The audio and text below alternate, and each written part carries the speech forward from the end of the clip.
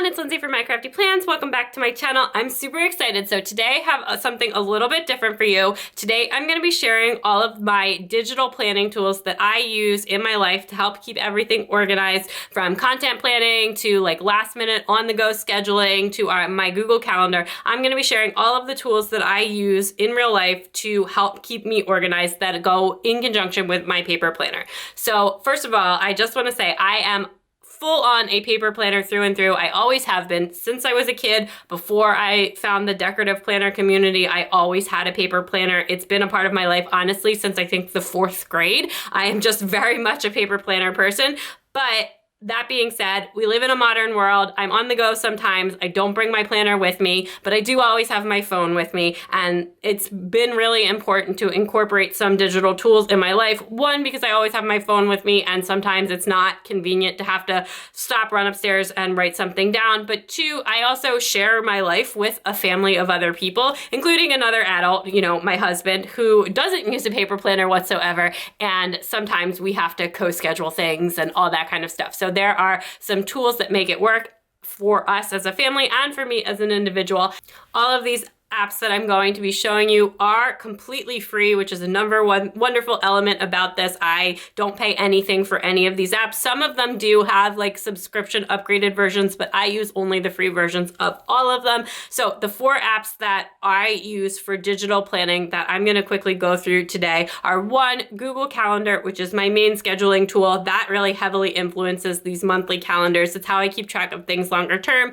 It's how I make sure that my husband knows that he needs to be somewhere when he's going to be somewhere, or if he needs to let me know that he's going to be somewhere when I think he's going to be somewhere else. The Google Calendar, and it syncs between both of our accounts so that we can see everything going on. Then 2 is a shared grocery app list that we have, which is called Microsoft To Do, and we use that to sync the grocery lists because, as I've mentioned before on this channel, I am the main cooker in our family and my husband is the main grocery shopper. So as we're going through the week and I notice things are missing, I put them on the list and then he checks them off while he's at the store, and that syncs through both of our phones.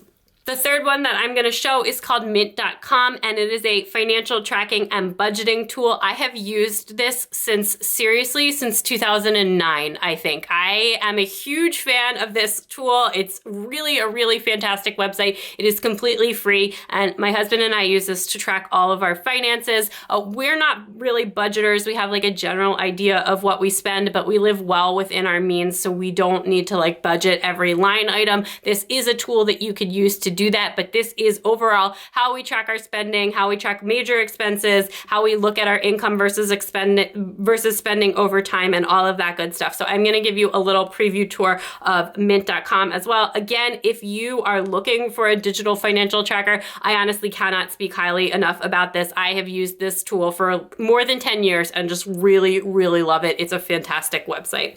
And then the last one that I'm going to talk about is a new to me app that's quickly become one of my favorite tools, and it's called Notion, and it is just like I don't even know how to describe it. It's kind of an all-in-one listing, calendars, a bunch of different things in it, and I have been using this a lot for content planning lately, and I have absolutely loved it. So I'm going to show you all of these things in a screen share on my computer. Okay, so this is Google Calendar, and this is my actual Google Calendar that I use along with my husband to kind of keep us organized between each other and long term. I typically only set up my actual paper calendar about a month in advance. It just doesn't work for me to try and set up things really far in advance because I like to have my color schemes and all that kind of stuff. So in the longer term, I find it much easier to use Google Calendar. It also works well for scheduling on the go because, if you're out somewhere, like say I'm at the dentist and I need to then schedule my next appointment 4 months from now, I can go ahead and just do that in my phone and it syncs to everything. And basically that's why this works so well. It's really easy to take with you. It's already with you, and it's also really easy to use use. It also syncs to your email. So like if somebody invites you to something over email, then you can just accept that right in your email if it came to your Gmail. That is, I do have like a work calendar that is separate from this, which I sometimes do move things over to here for, since this like actually notifies my phone and stuff like that. So if I have like a call at a specific time, I do go ahead and add that in here. But in general, this is what we're talking about here. I have some older calendars in here that are listed on the bottom, like some stuff from when my husband was in grad school, which is 4 years ago now, or longer than that. My oldest is 6 and she was born at the end of grad school. So 6 years from now, 6 years ago that I've never removed, but they don't like actually have anything on it here anymore.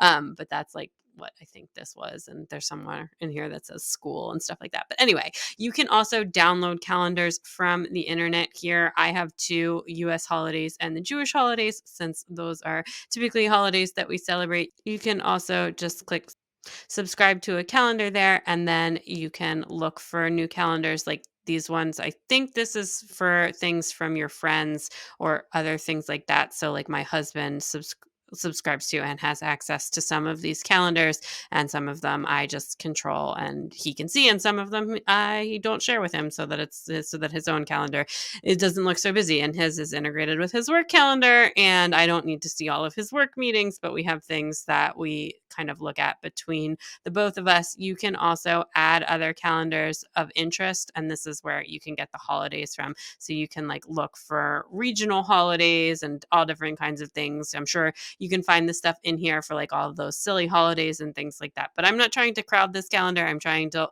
have things that I need to know about. So for the most part, that's just going to be like US holidays and the Jewish holidays. And really the Jewish holidays are important because our kids typically have off school for some of these holidays, even if like public school would not be closed. So not always the case. And I do have like a school specific calendar in here that I get like every fall, and then I go ahead and put that in. You can sort of see that's sort of in the purple here. But I do, other things to be aware of. Even if they don't have off school, there might be some kind of celebration at school. So it's just a good thing for me to know, even if it's not like a holiday like that I'm specifically going to go out and do something myself to celebrate, like Shavuot. Anyway, we also have in here, I use like a basic 3-part color coding system, but you can make as many different calendars as you want, and you can assign them all colors. This syncs to my phone. The colors will show up kind of the same on the phone, and everything is very easy for us to see. I have this purple calendar, which is my, what I call general calendar. This is basically my calendar. So this is the one that does not show up on my husband's Google Calendar.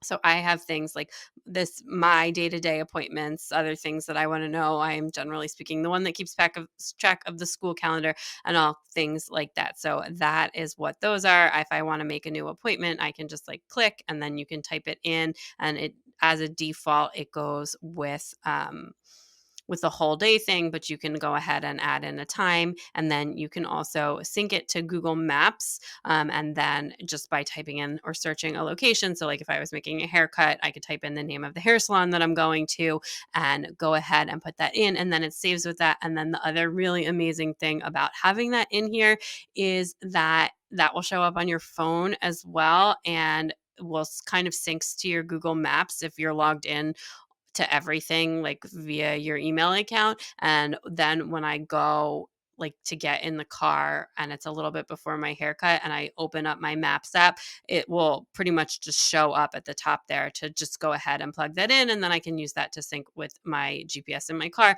because I literally don't drive anywhere without GPS. So that is really cool. And another thing that I love about Google Calendar. Then we have the kind of pink calendar here, which is what I call both. And these are things that I tend to put like family specific. Again, a lot of these calendars were set up a really long time ago before I had kids. So both is really all. And like right now I'm starting to put in our beach weekends here, and we've got like all of that kind of stuff going on. And my husband can see that calendar. I tend to put family events in that. And then I also have access to my husband's calendar, and I frequently put things on here for him. Like he sent me a list of all of his summer half days and work days, and I went ahead and put that in the calendar in the Google Calendar so we can both take a look at it. So we have things like that. typically, I'm not really strict with this. Like, you can see that this one is in green, but really this should be in pink because it's actually a both thing. So I can just go ahead and change that. But like I said, I'm not really strict about this. Mostly I just use this for my paper planner. It's just like a much more of my day-to-day planner, but this is good for kind of long-term planning and also just sharing between my husband and myself. So you can also look at this for like just a week and see things as a more schedule view. You can look at it for a month. I typically look at the month-long view. You can have it look at it on my phone. I do sometimes do like the daily view where it's just going to list out everything for the day, and you can see kind of who we have access to here going on. But for the most part here, I do tend to look at this for a month, and I go ahead, I have things like far out, like here's August, I've got a dentist appointment, we've got some school stuff already booked in. So as far out as, this is going to just keep going, and I will have some stuff scheduled months out. But obviously, as you get, well, except for September, which has a lot of holidays, but as you get further and further out, there's less of our specific events and more just like general things to be aware of. But that's really useful when it comes to scheduling. But that is a really basic overview of how I use Google Calendar. So here's a quick look at mint.com, which is what we use for our financial tracking. Now, this is not our real Mint account, since that does have our bank account information and money stuff. I did just make like a quick spoof account so that I could show you why I like this so much. So after you log in or create your account, it's going to ask you to hook up all of your accounts, which you can always add more by clicking on that. And basically it just opens a screen to your credit card or your bank account or whatever you're tying to it. And then you can log into that from there. It is a one-way view, so it's totally secure. You can't make any changes to your bank account or anything like that from Mint. It just reads in the data for you. So it opens up to an overview page, which again, I don't have any real accounts in here. And I don't have any accounts in here at all. So there's nothing really showing. If you click over to the transaction tab, you'll see all of your sort of last couple months of spending and income and everything for all of the accounts that you have tied in. Now, this will all filter in automatically and just update as soon as you log in, which is really nice. It means you don't have to go line by line to sort of create what you're spending. You can edit the dates on this and the categories. You can also like make some changes here. I just put in some fake transactions here, and you can see we can change the categories here. So here we have a fake transaction that I put in for the kids' school.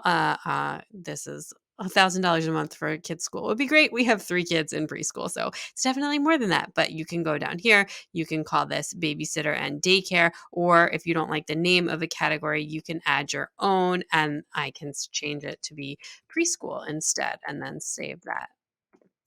And then I can say I'm done. You can add multiple categories in, and then you can see it changed it to preschool. Likewise, if you want to just add in a little more detail or change something up. Here's changing a car payment, general car to auto payment, groceries, that's groceries. And then I just created a fake sticker shopping one and put it in shopping. But you can also categorize down from there. Like I said, there's pre-selected ones already, but you can also change it to be like hobbies or stickers specifically. However detailed you want to get, you can get. And then it does try and like do some learning. So if you buy a bunch of things from the same place and you change how they're categorized, it will try to catch that again the next time you shop from there and recategorize it. But I do go through all of our transactions like once or twice a month to just go through them and see that everything is being categorized how I want it. And there are some things that definitely always miss. Like I always have to change a couple of things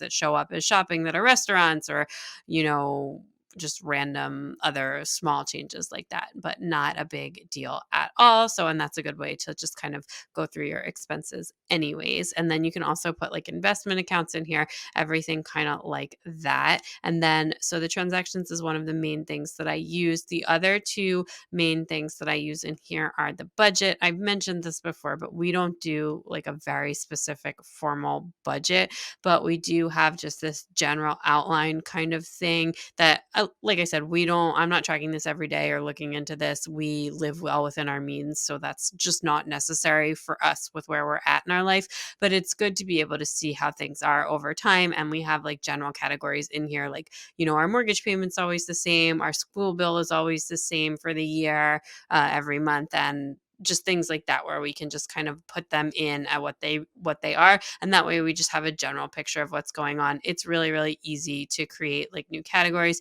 You can either do it from a specific expense and hit that plus and say every month I will make $2,000, and then you can do the same thing like, okay, my auto payment is always $200. You can also make budgets that are like a one-time thing or every few months, etc. But you can also just create a budget directly and give it like a category. Like I can say, I'm going to have a $20 a month coffee budget. And you can also set these things to roll over. So say like if I didn't spend that $20 in May, then I want to save that for June and have an extra coffee budget or whatever. You can do things like that and get really, really specific with it. Like I said, we use this as more of a general overview. And then my favorite thing that I mostly check out, that I do check every single month on here, is this trends. And I specifically look at our net income over time. And this is just going to tell you basically like how much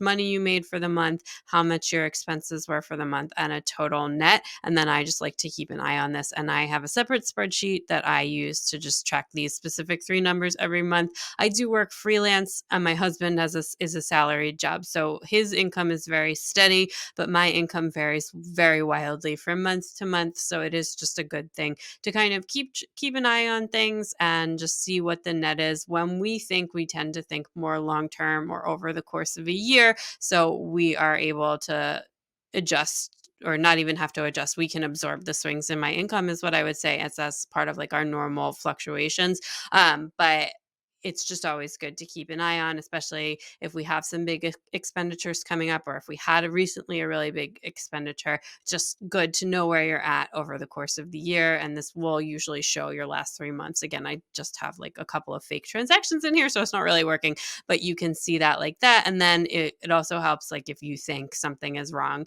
you can easily trace it down on this net income tab, and also back on that budget tab. Like every once in a while, something that was like a transfer will show up as an expense, and it's pretty easy to find when you're used to looking at this. So it's just a really great thing. There's a bunch of other things in here. There's a lot of things you can do around like savings goals, I think. Yeah, around like savings goals. So you can like decide you're going to save for a trip, and this has recently gotten an upgrade, and I haven't used it really since it's got an upgrade. But basically you can just like choose choose to make a thing and set a goal. And let's say we're going to Paris, which we are not, but that would be fun. And then I'm going to use an existing account, and then to take a trip, my monthly contribution. And so you can like set how long you're going to save for it, and it'll just, mark that you're going to do that every month, and then it just will pull that out of your out of your out of your accounts. Not like actually take the money out of your accounts, but it'll allocate that like in your budget, and you'll see how far you're getting towards that, etc. But we don't, like I said, I haven't used this in a really long time because I don't like the way that this works. I don't know. We just have general savings, and we don't really specifically like categorize it as towards one thing or another. We just have some more general savings goals, and different things work for different people, and that specifically works for us. You can also put information about your credit in here. There's some tax stuff because this was bought by like Intuit. And I've actually been using this since long before it was owned by Intuit. But like I said, I pretty much just use the transactions, the budgets, and the trends. It is completely free to use, like all of these tools that that I've been showing you, but it does have like some ads in there, and like some ads for like new credit cards and different things like that pop up every once and again. But you can always close out of them, or sometimes you might get a good idea.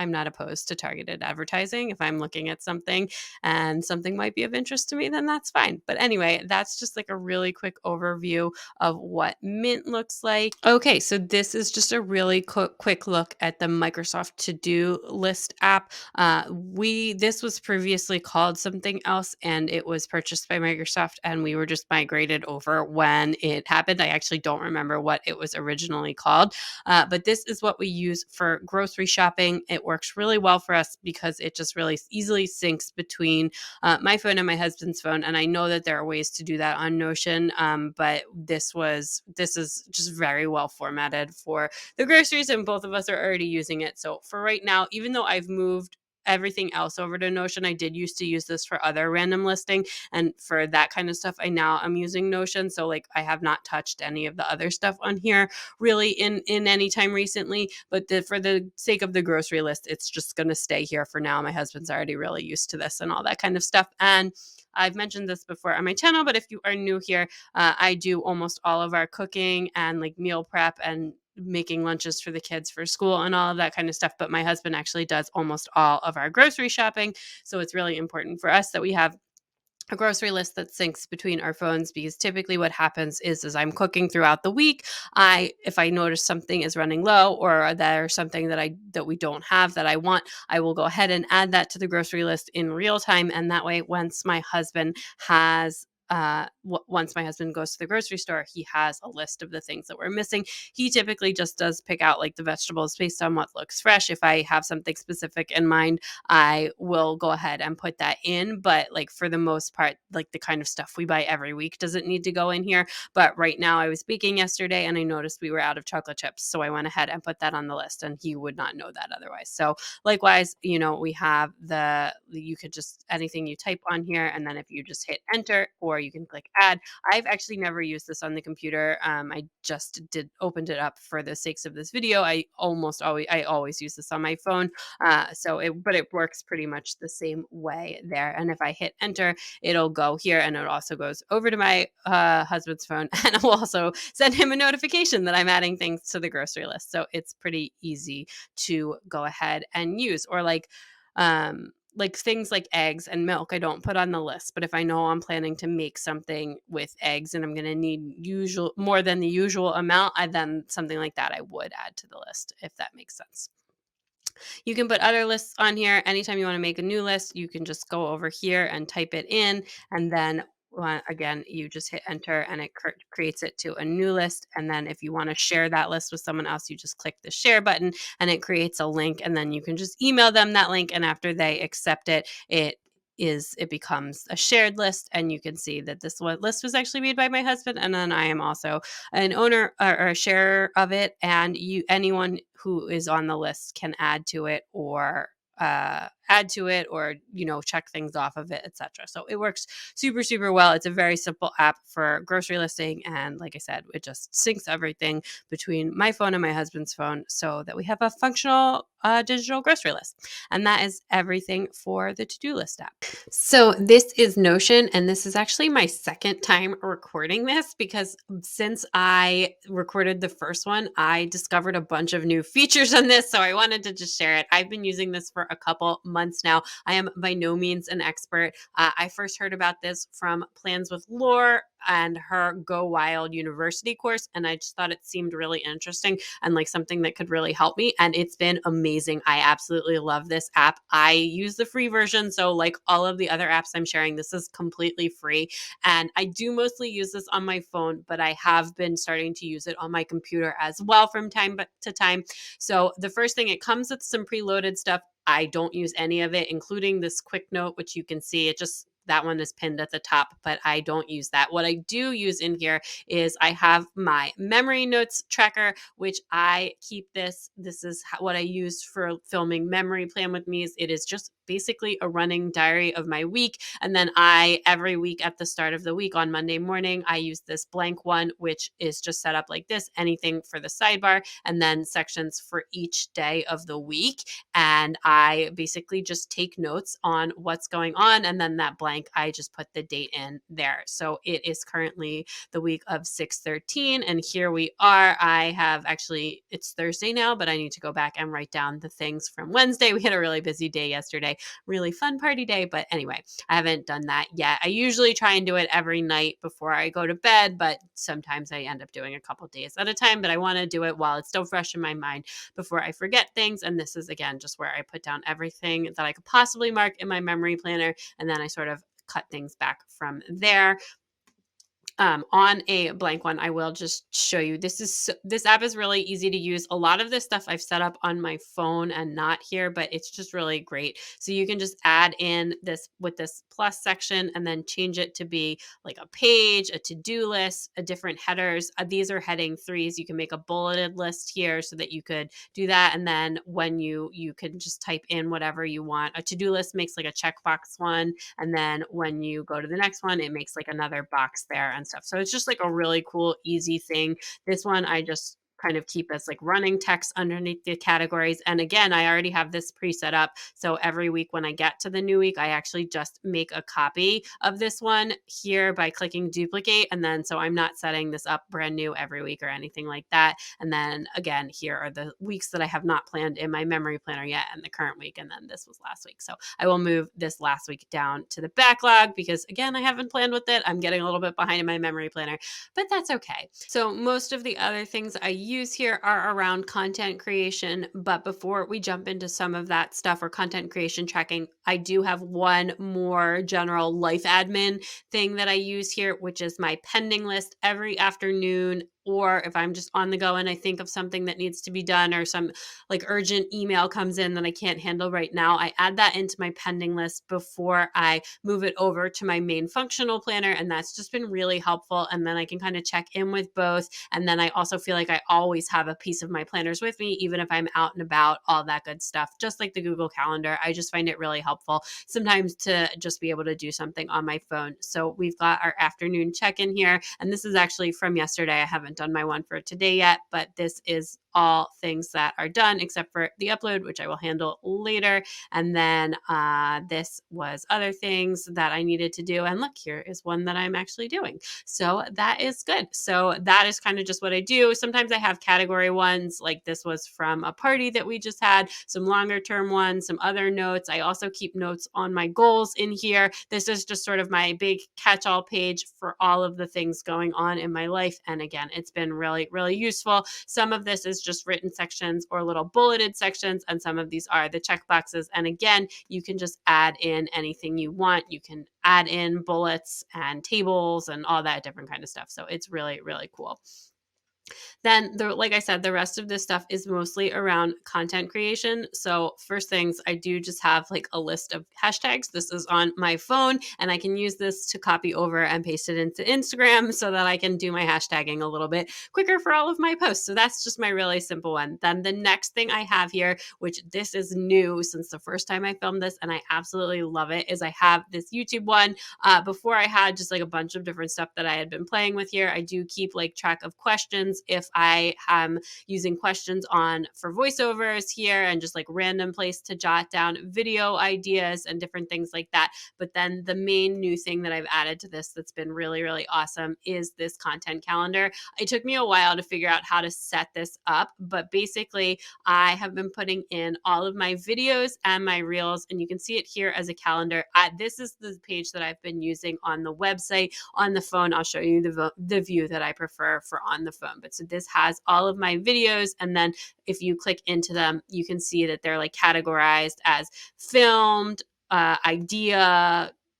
For something I haven't filmed yet, it's going to be as an idea. You can see it's flagged as YouTube because I do also keep all of my Instagram reels on here as well. And that's been really helpful. But then if for something that's already up, once it's uploaded, I mark it as uploaded. So this is like a very Kanban board style thing. There's actually like a Kanban board view, although that's not typically what I use the most. And then, so I have all of my reels and all of my videos. I have not been putting my Instagram posts on here yet. I may add that in eventually, but I have a separate section where I just look at a week at a time. And for usually, like you can see for next week, I don't have any reels put in except for that I do a speed plan with me on Sundays, which I do almost every Sunday. But I kind of set these all up once, and like once a week I plan out all of my posts and reels and for the week. But the videos I typically do on more of like a, not the full month at a time, but sort of, you know, at least most of the month. So the view that I like to look at on my phone is the table view. So that way I can see all of my reels at once or all of my videos at once. Again, this is the view that I like on my phone. And I actually had this built as like an actual table just for videos before, but then I figured out how to get it linked with this calendar finally, which is amazing. And that way I can look at them all at once. So this is the list that I like to look at when I'm on my phone, and it'll have just like everything that's going on. I can see everything that's like ready for the month. And then I actually even have like the first one in July. I can move things around if I need to.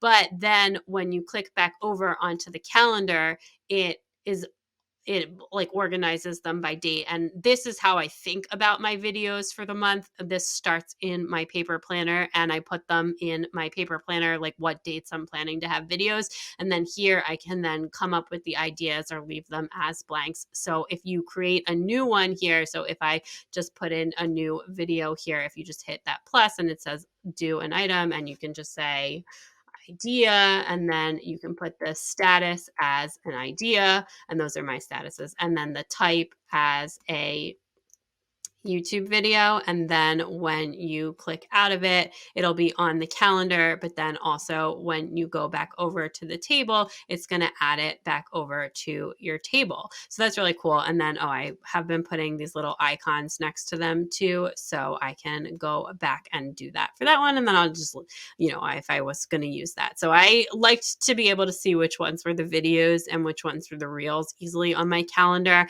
And you can't color code on this. So I just did it like that. But you can just add an icon by clicking there, and then that is just, it randomly generates an emoji. I don't know why I picked that one, but you can just go through and then pick the one. Is that what I used? I don't know. I used a film clapper. So I don't know. There we go. That's the one that I use. And just do that like that.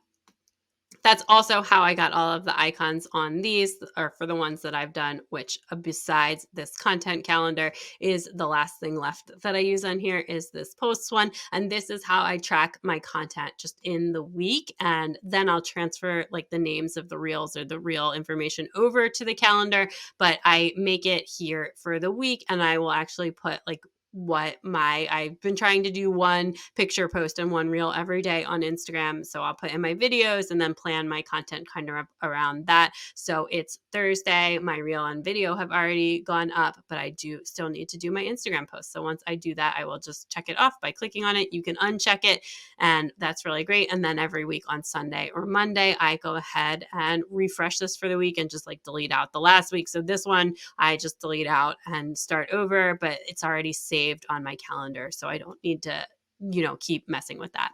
Then I also have some other ideas down here, some pictures that I need, different things like that for my content. But that is pretty much it. If you want to make a new thing, you just come over here, click add page. You can add in whatever. There's a bunch of different things you can import. There's like a bunch of free templates out there. There's all different kinds of things you can do, way more than this, way more advanced than this. But this is just kind of a basic overview of what's in here and how I've been using it, especially for content planning.